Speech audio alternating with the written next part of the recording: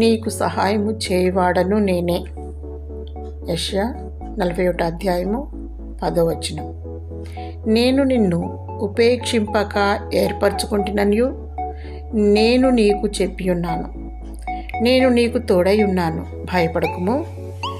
నేను నీ దేవుడనై ఉన్నాను, దిగులు పడకుము. నేను నిన్ను బలపరుతును, నీకు సహాయము చేయవాడను నేనే. నీతి అను నా దక్షిణ హస్తముతో నిన్ను ఆదుకొందును. కరువు కాలములో ఏమి తిందుమో ఏమి త్రాగుదుమో అని ఆలోచించకు, అధైర్యపడకు. నిన్ను పిలిచిన వాడు నమ్మదగినవాడు. నీ చింత యావత్తు ఆయన మీద వేయము. మనుష్యుడు రొట్టె వలననే జీవించడు, కానీ దేవుని నోట నుండి వచ్చి ప్రతి మాట వలన జీవించు. ఆయన నీతిని రాజ్యమును మొదట వెతుకుము, అప్పుడు అవన్నీ నీకు అనుగ్రహింపబడును. జీవాహారము ప్రభువైన యేసుక్రీస్తే. ఆత్మీయమైన ఆహారము కొరకు ఆరాటపడుము.